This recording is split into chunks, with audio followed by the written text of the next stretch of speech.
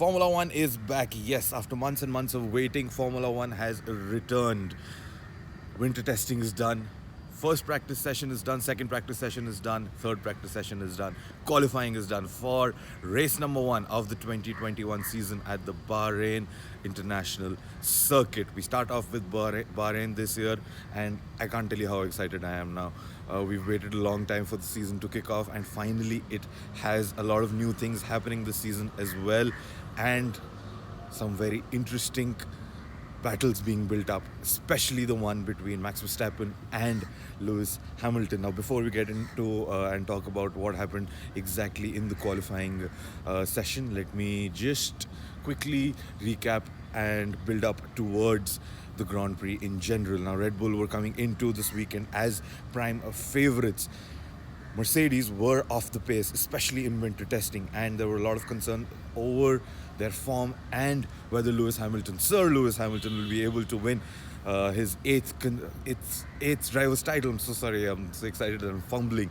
But yeah, coming back to the first race weekend of the year, we started off with practice session 1, 2, and 3. Max Verstappen topped all of those three sessions. Mercedes struggled, especially Valtteri Bottas, who said in FP3 that his car is almost undrivable. Yes, that is the situation where the Bottas finds himself in. But building up to the qualifying session, Q1, one very big surprise: Sebastian Vettel knocked out in Q1. Esteban Ocon also knocked out, but George Russell, the Saturday man, back in his Williams car, and he made it through to Q2. Now, he ended up at the 15th position, but it was a very solid performance by George in the qualifying session. Now, coming into Q2, Sergio Perez, the biggest shock, that was knocked out in Q2. Now, what is with Red Bull and their second drivers is something that is beyond every fan's understanding.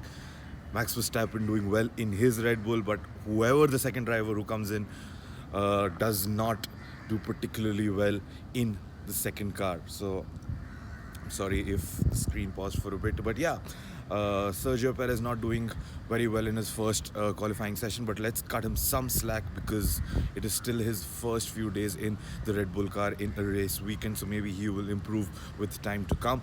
Coming into Q3, the top three: Max Verstappen, Lewis Hamilton, and Valtteri Bottas. Max Verstappen's final flying lap that got him that pole position took him almost 4 tenths clear of Lewis Hamilton. Now, that is a very big gap if you think about, especially from the qualifying point of view. That just shows that the Red Bull car is just revving up that much better when compared to the Mercedes cars. But Mercedes have a tactical advantage because Lewis Hamilton finished P2 and Valtteri Bottas finishing P3. Now they have two Mercedes cars who can chase after Max Verstappen, who will be starting from P1. So that is one card that Mercedes can play very well to their advantage. Now, P4, Charles Leclerc, a very solid session for him in the Scuderia Ferrari.